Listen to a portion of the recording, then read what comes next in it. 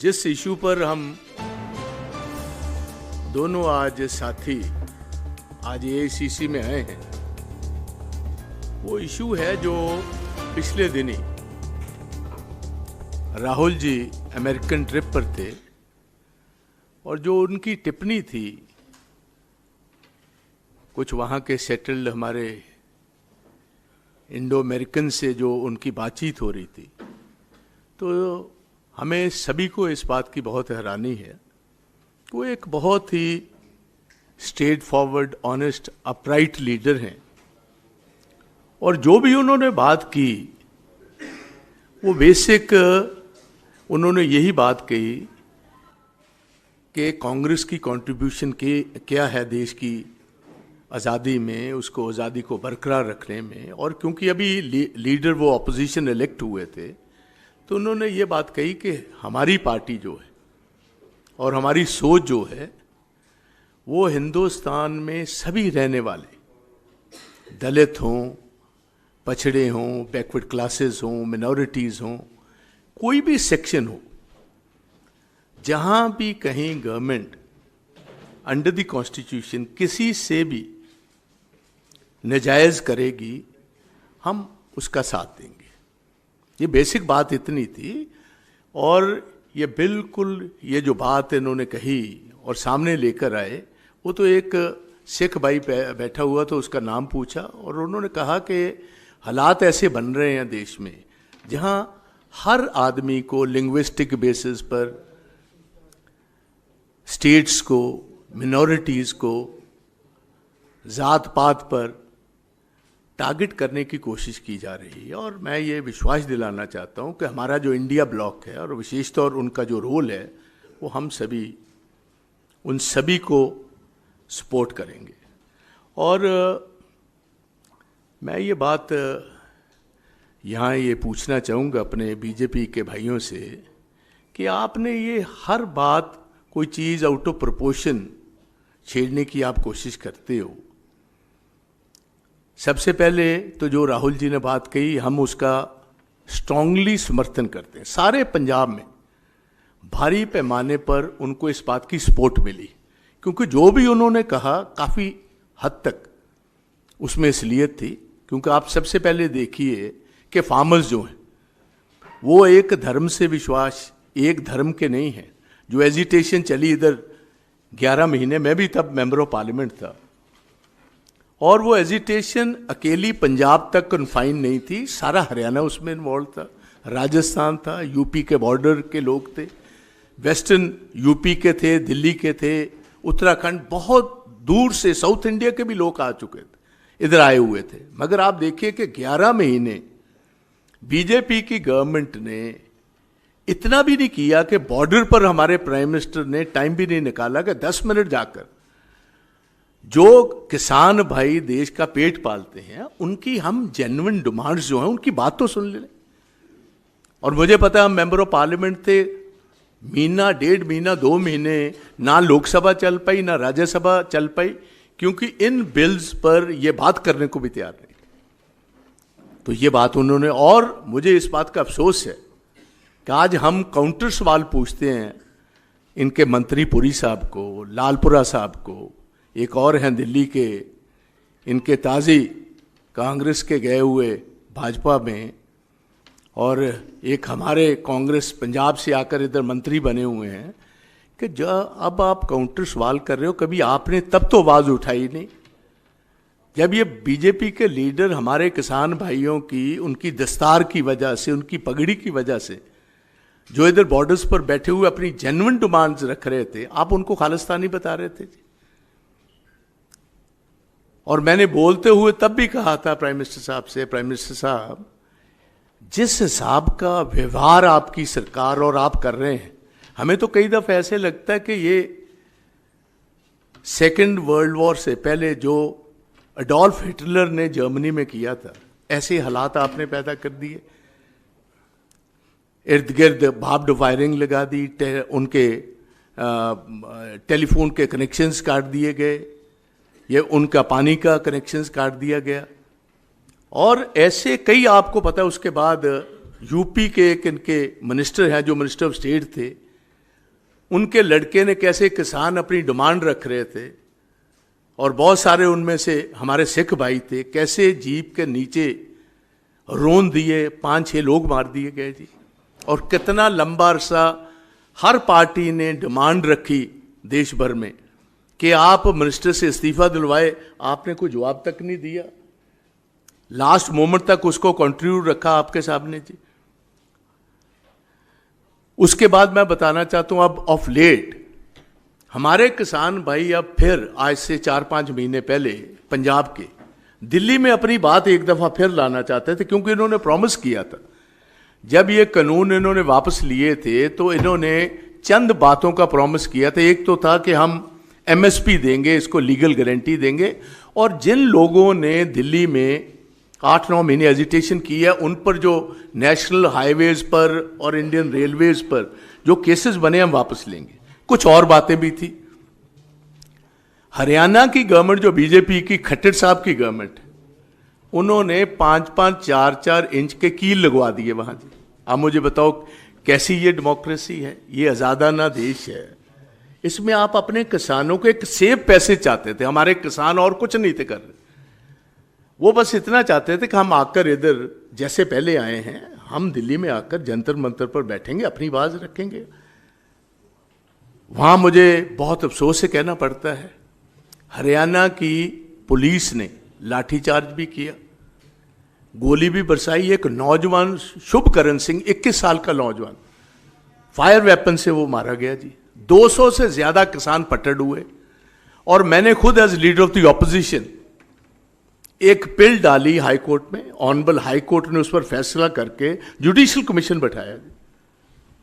तो ये जो वो बातें किसानों की रख रहे हैं, या सारे देश में कभी मणिपुर की बात कर रहे हैं, या आपके सामने ही है जम्मू कश्मीर की होंद को खत्म कर दिया जी। एक स्टेट थी, स्टेट को यूनियन टेरिटरी में बदल दिया।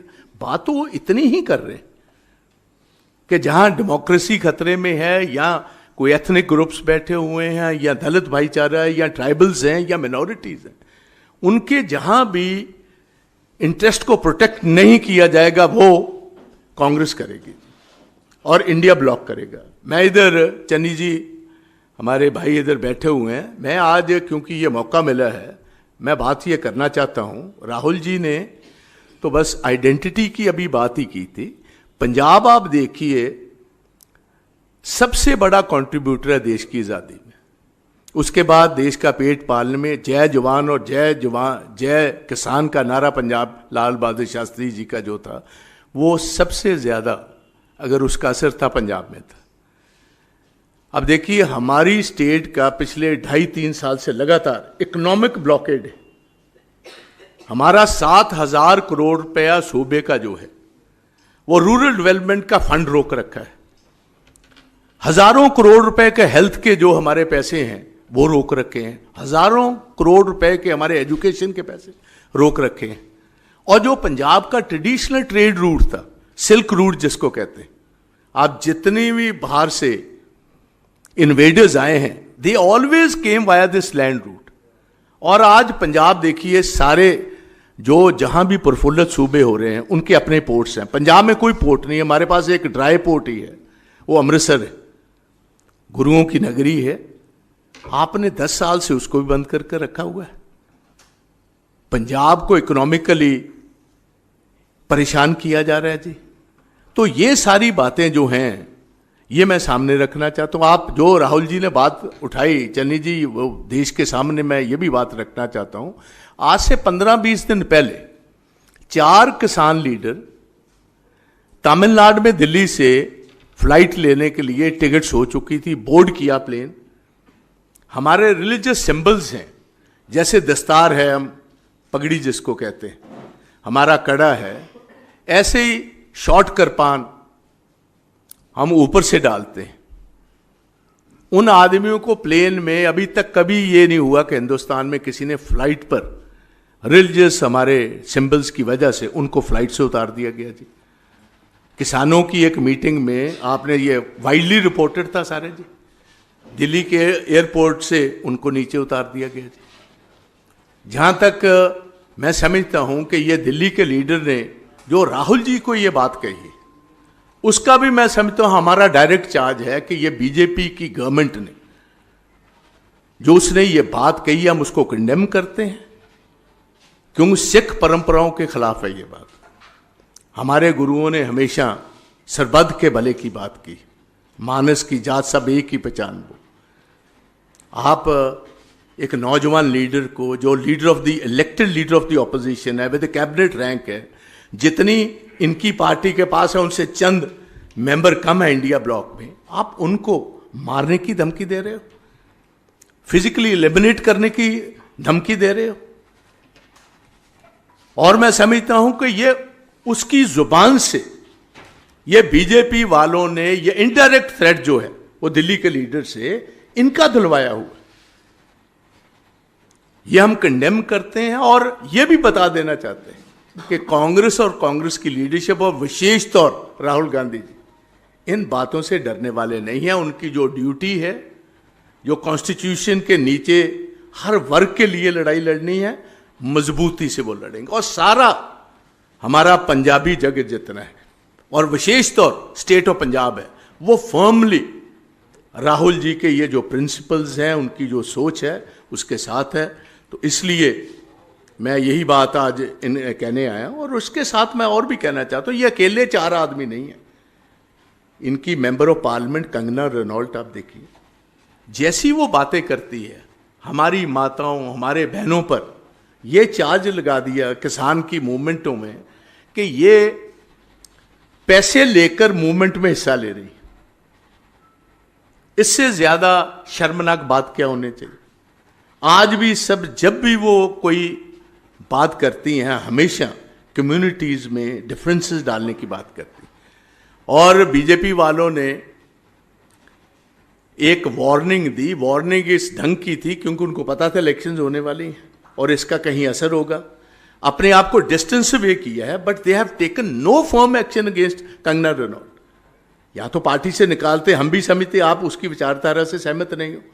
आप ये दिल्ली का लीडर जो है, आज के दिन तक क्या आपने कोई एक्शन उसके साथ, उसके खिलाफ लिया है? मुझे अफसोस है इन लोगों पर। और एक नया पंजाब का मिनिस्टर बना है जी, अभी वो तब्दील होकर गया है। मुझे तो हैरानी होती है। पीछे पीछे मैं भी मेंबर ऑफ पार्लियामेंट, पहले लोकसभा में था, फिर राज्यसभा में था। सबसे ज्यादा अगर किसी को इज्जत मान राहुल जी देते थे तो उस नौजवान को देते थे जी। और आपने क्योंकि एक छोटी सी मिनिस्ट्री लेने के लिए आपने इतना बड़ा कदम उठा लिया। एक सारा परिवार जो एक नामी परिवार है उसको बदनाम करने की कोशिश की। तो इस बात पर मैं अपनी तरफ से, अपने मेरे बाद चन्नी जी अपनी बात भी रखेंगे। So we stand firmly with what Rahul ji has said. और मैं इनको, बीजेपी वालों को इतनी बात कहूंगा, देश को एक रखने की कोशिश कीजिए। आप ऐसा आउट ऑफ कंटेक्स्ट बात निकालकर और ऐसा काम ना कीजिए जिससे हमारी बदनामी। तो मैं इतना ही कहना चाहता हूं। अब चन्नी जी अपनी बात रखिए। Thank you.